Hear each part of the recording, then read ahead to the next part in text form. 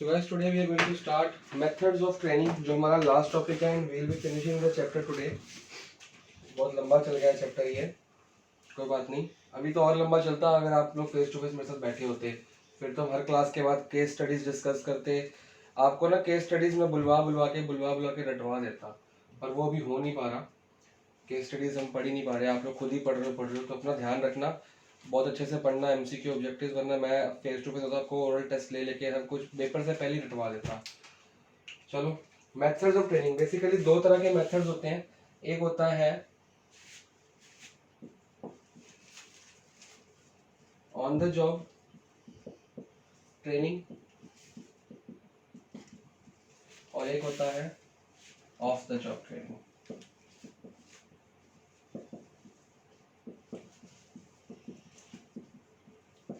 ठीक है, ये दो तरह की मेथड्स बेसिकली हमने पढ़ने हैं हमारे सिलेबस में, आज दोनों पढ़ लेंगे। सबसे पहला इसके अंदर जो आता है वो आता है अप्रेंटाइज। ये वर्ड आपने कई बार सुना होगा और आपको इसका मतलब भी पता होगा, अगर नहीं पता तो I will explain to you. Apprenticeship training वो होती है जो बेसिकली ऑन, देखो पहले तो मतलब समझते हैं कि ऑन द जॉब को और ऑफ द जॉब का मतलब क्या है। ऑन द जॉब कहता है जो काम करते करते आपको जॉब मिल गई है और आप काम अपने ज्वाइन कर लिया है, आप लोग ने काम नौकरी मिल गई है, आपको जॉब मिल गई, आप काम पे जाना शुरू हो गए हो। लेकिन आप काम पे जाके शुरू हो गए तो आपको ट्रेनिंग दी जाएगी एग्जैक्टली वहाँ पे क्या क्या काम किए जाते हैं। उस काम की ट्रेनिंग काम मिलने के बाद काम के अंदर ही वर्क प्लेस पे, इसका मतलब होता है ऑन द जॉब, मतलब जो आपकी वर्क प्लेस है, एग्जैक्टली जो आपकी फैक्ट्री है, ऑफिस है, जहां पे आपकी जॉब लगी है, जो आपकी कंपनी है, वहां पे आपको ट्रेनिंग दी जाती है। और ऑफ द जॉब का मतलब है जो आपकी वर्क प्लेस है वहां पे नहीं दी जाती, away from the work place. तो ये एट वर्क प्लेस हो गया इसका मतलब, और ये क्या हुआ, अवे फ्रॉम वर्क प्लेस।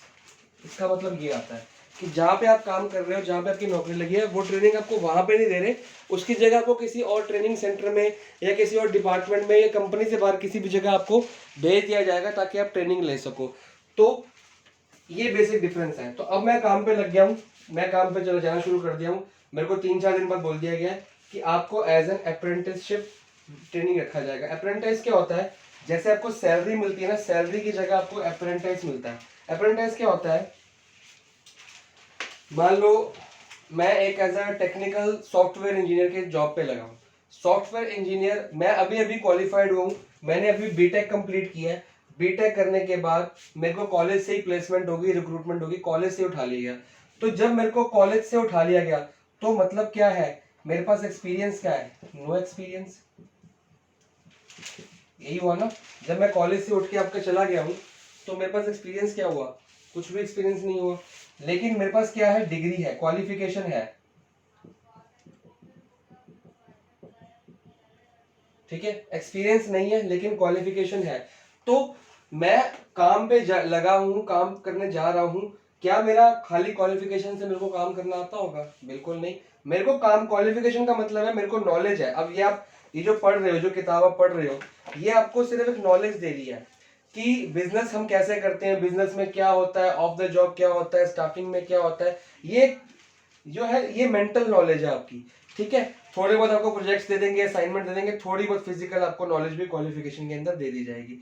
पर जो रियल फील्ड में, जब आप रियल में किसी कंपनी में जॉब पे जाओगे, वहां पे बिल्कुल बिल्कुल डिफरेंट एनवायरनमेंट होगा। जो इस बुक में लिखा है और जो वहां पे जाओगे बिल्कुल डिफरेंट चीजें होती है। तो उसके लिए आपको तैयार करना पड़ता है, तो उसके लिए दी जाती है आपको ट्रेनिंग।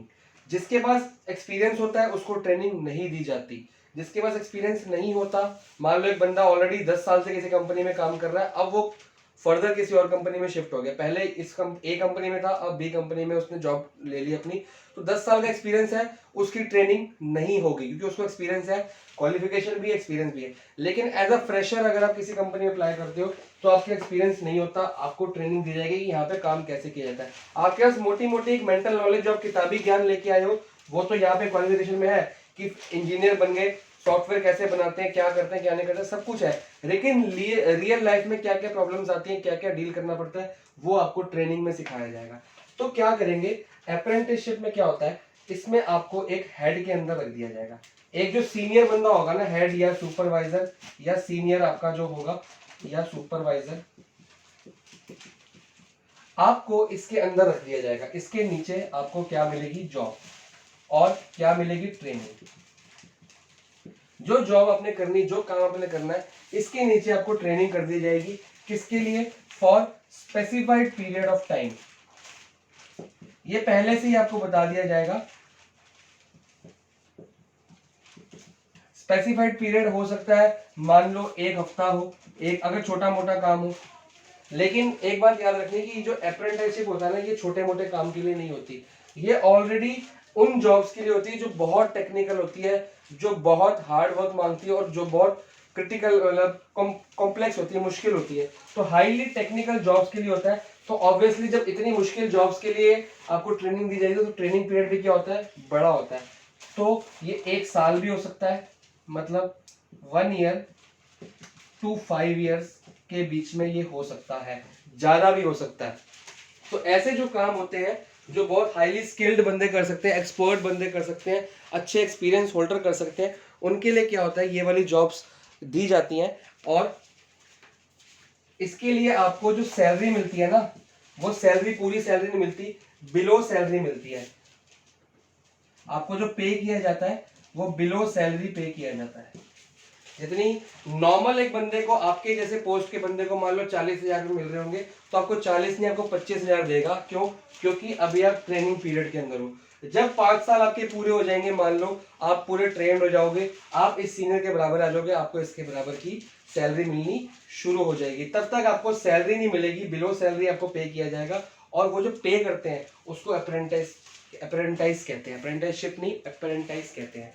तो बेसिक ये चीज है कि जब तक आपकी ट्रेनिंग, मान लो एक हाईली स्किल्ड सॉफ्टवेयर इंजीनियर के नीचे आप काम कर रहे हो, 5 साल के बाद आप उसके जैसे अच्छे टेक्निकल स्टाफ बन जाओगे, तो आपको सेम मिल जाएगी। एक प्लम्बर, एक इलेक्ट्रीशियन, एक कार मैकेनिक, मैकेनिकल आपने क्या कर ली, मैकेनिकल इंजीनियरिंग तो कर ली, पढ़ाई आपके पास है लेकिन एक्सपीरियंस नहीं है, ट्रेनिंग नहीं है। 5 साल लगते हैं एक अच्छा मैकेनिकल इंजीनियर, मैकेनिकल मैकेनिक बन जाए, गाड़ियों का ऑटो मैकेनिक। तो ऑटो मैकेनिक बनना एक अलग बात है और मैकेनिकल इंजीनियरिंग करना अलग बात है। किताबी थ्योरी अलग बात है, किताबी ज्ञान अलग है, रियल लाइफ एक्सपीरियंस अलग है। तो किताबी ज्ञान प्लस रियल लाइफ एक्सपीरियंस कहाँ से मिलेगा, ट्रेनिंग से। किताबी ज्ञान मिल गया कॉलेज से, रियल लाइफ एक्सपीरियंस मिल गया ट्रेनिंग से, जो 4-5 साल जरूर लगते हैं। किसी भी मैकेनिक को उठा के देख लो, उसने 5-6 साल लगाए होते हैं अपनी जिंदगी के सीखने के लिए।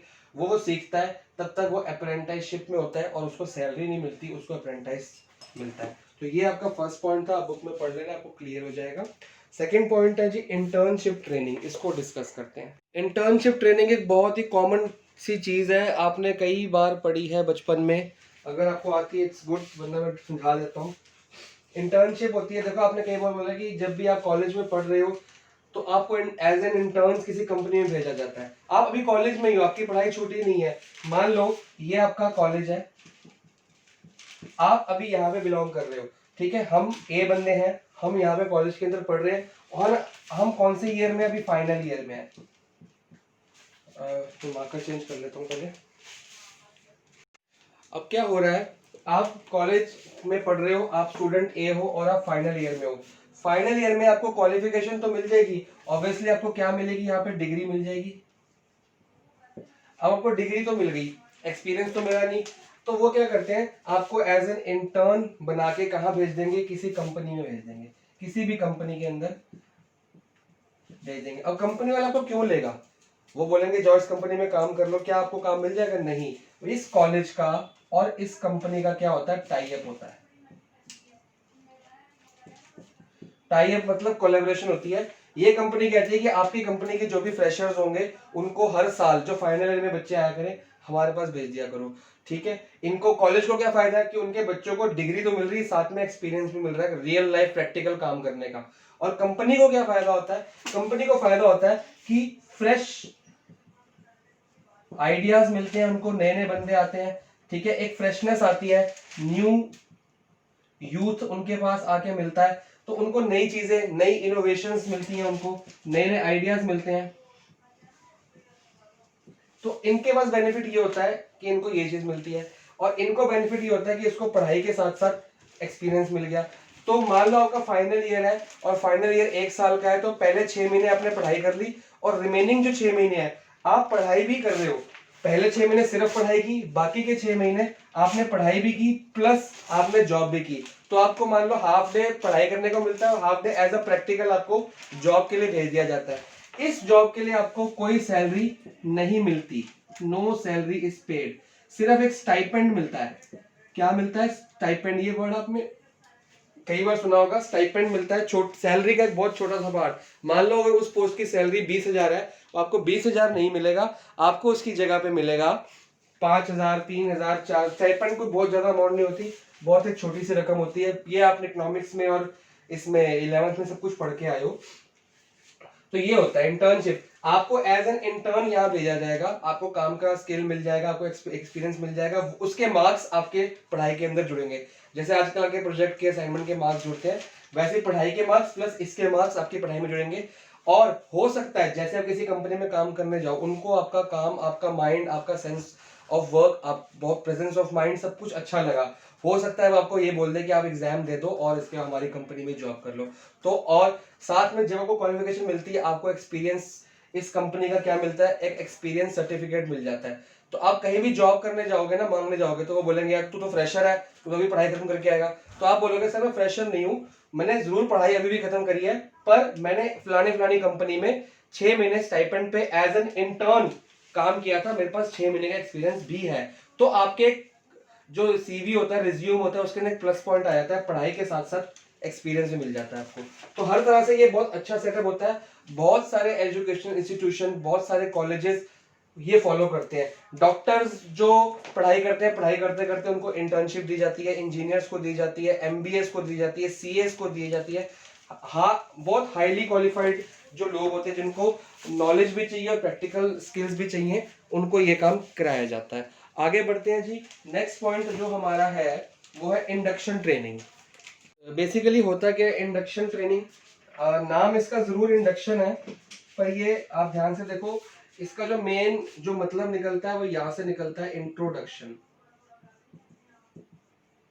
ठीक है, इंडक्शन ट्रेनिंग होती है, मैं नई नई जगह पे, देखो हम ऑन द जॉब पढ़ रहे हैं कि वर्क प्लेस के अंदर। अप्रेंटिसशिप भी ट्रेनिंग जब आप काम पे लगे हो तो जहाँ पे काम करने आ रहे हो वहीं मिलेगी। इंटर्नशिप आप ऑब्वियसली कॉलेज से कंपनी में जाओगे तो वहां मिलेगी आपको, कि जो आपकी कंपनी है वहीं पे काम करोगे ना। तो वो आपकी कंपनी नहीं है, आपकी जॉब नहीं लगी, लेकिन कंपनी में जॉब वाली जगह पे ही आपको ट्रेनिंग मिल रही है ऑन द जॉब।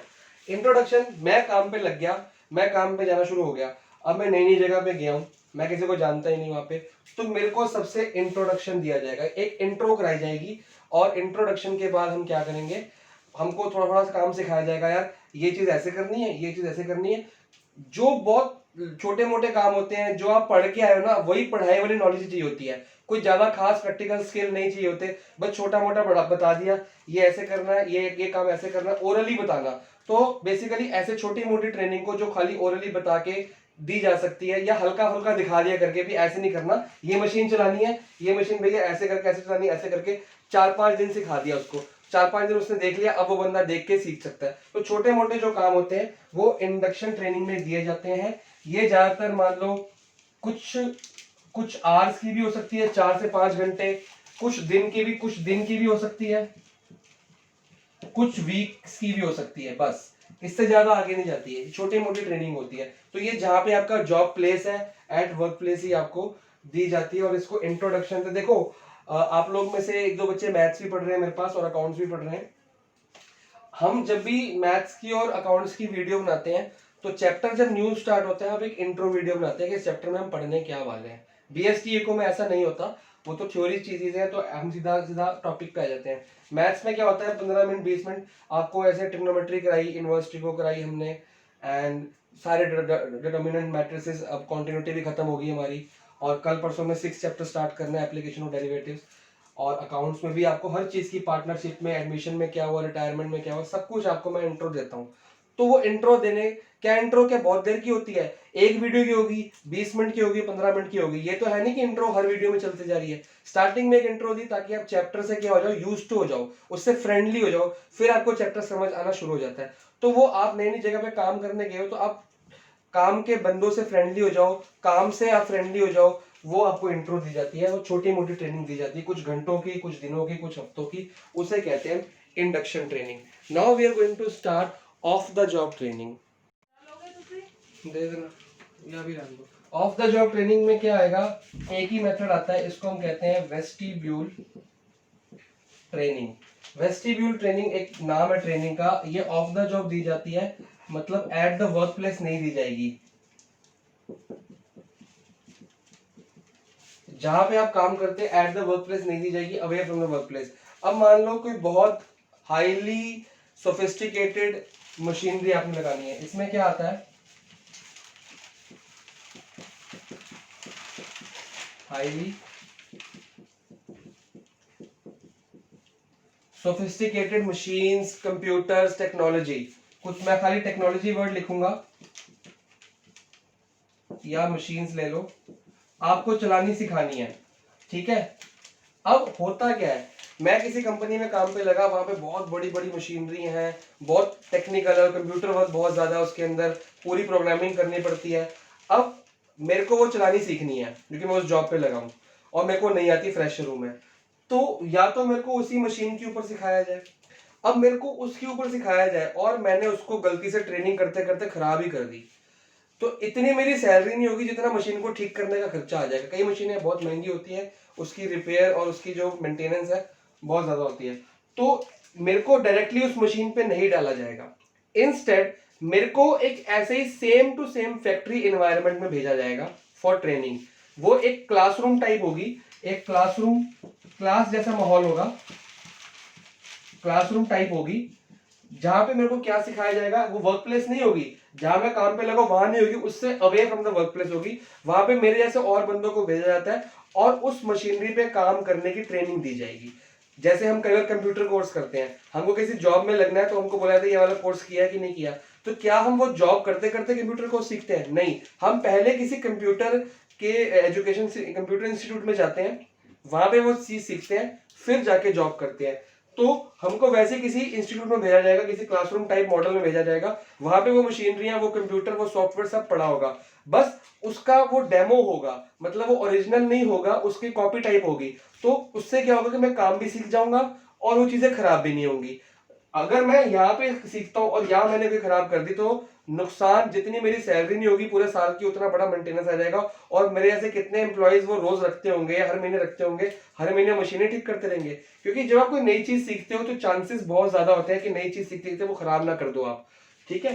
तो इससे बचने के लिए वो वहां पे नहीं सिखाया जाता, वो कहीं दूर सिखाया जाता है। तो इसमें केस स्टडीज अब कैसे आएंगी आपके पास, देखो कोई ना कोई हिंट जरूर दिया होगा, अप्रेंटिसशिप में दिया होगा कि भाई आप बहुत हाई टेक काम सीख रहे हो और एट वर्क प्लेस ही आपको सिखाया जा रहा है, और आपको जो पीरियड ऑफ ट्रेनिंग है वो बहुत ज्यादा है, 5 से 7 साल, 2 से 3 साल आपको एक सीनियर के अंडर डाला जाएगा। इमीडिएटली माइंड में क्लिक हो जाएगा कि अप्रेंटिस की बात हो रही है, ठीक है, क्योंकि केस स्टडीज बहुत इंपॉर्टेंट है।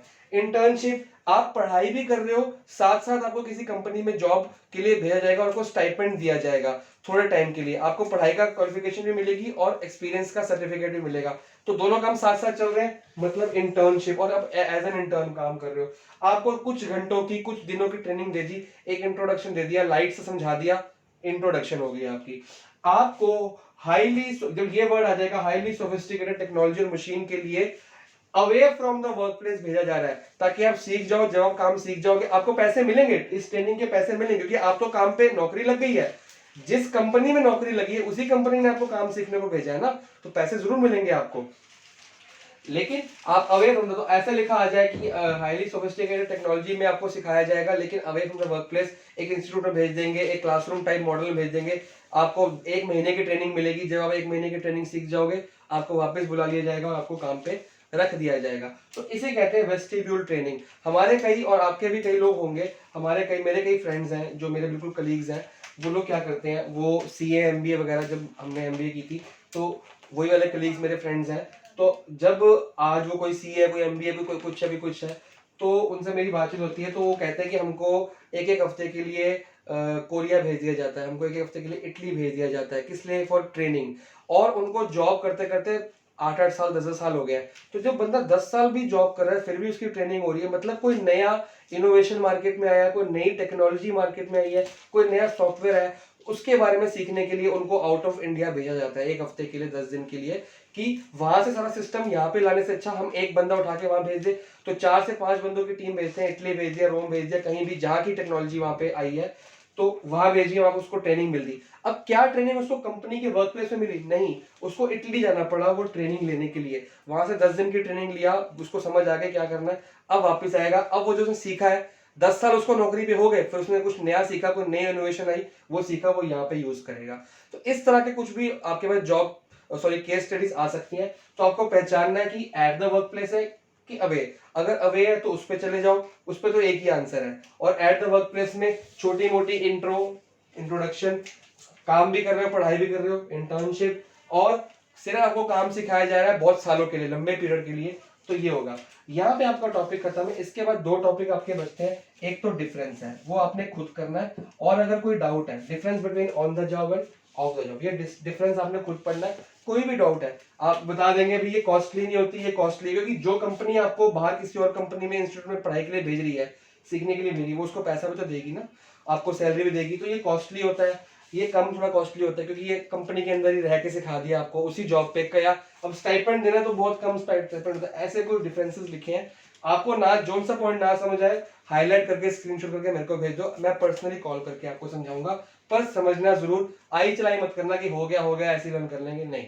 ये बिजनेस स्टडीज है, इसमें रट्टा नहीं चलता, इसमें समझ के आंसर लिखे जाते हैं, क्योंकि एमसीक्यू, ऑब्जेक्टिव, वेरी शॉर्ट, सब कुछ आपको आपकी समझ पे कि आपने चैप्टर को कितना समझा। क्वेश्चन कहीं से भी घूम के आ जाएगा, जितना अच्छा चैप्टर आता है उतने अच्छे केस स्टडीज के आंसर होंगे। रट्टा मारोगे तो केस स्टडीज कभी नहीं होंगी। एक डिफरेंस का टॉपिक आपने ये करना है, और एक दूसरा आपकी बुक में, मेरी बुक में दिया है, हो सकता है आपकी बुक में है कि नहीं, एक एनसीईआरटी सप्लीमेंट्री मटेरियल दिया हुआ है। इसमें आपके ना कुछ एक्स्ट्रा मेथड्स दिए हैं, किसके? ट्रेनिंग के। उसमें आपका कोचिंग लिखा हुआ है और जॉब रोटेशन लिखा हुआ है, 4-5 मेथड दिए हैं। मैं आपको पिक भेज दूंगा इसकी, ये आपने क्या करना है, रीड करना है। हो सकता है आपकी बुक में ना हो, अगर आपकी बुक में ना हो तो मेरी बुक से रीड करना, आपकी बुक में तो उसको जस्ट रीड कर लेना, गो थ्रू करना, इसमें से क्वेश्चन आ सकता है। बहुत इंपॉर्टेंट नहीं है, पर एमसीक्यू ऑब्जेक्टिव कुछ भी आ सकता है, तो छोड़ना कुछ भी नहीं है। इन दोनों पॉइंट्स में या इसमें कुछ भी समझ नहीं आया, स्क्रीनशॉट भेजना मेरे को, I will explain personally to you. तो दैट्स ऑल बच्चों, ये क्लास अब खत्म हो गई है। नेक्स्ट हम देखेंगे हम जूम पे लेंगे या कैसे लेंगे, क्या बच्चों का रिस्पॉन्स मिलता है, उस हिसाब से डिसाइड करेंगे।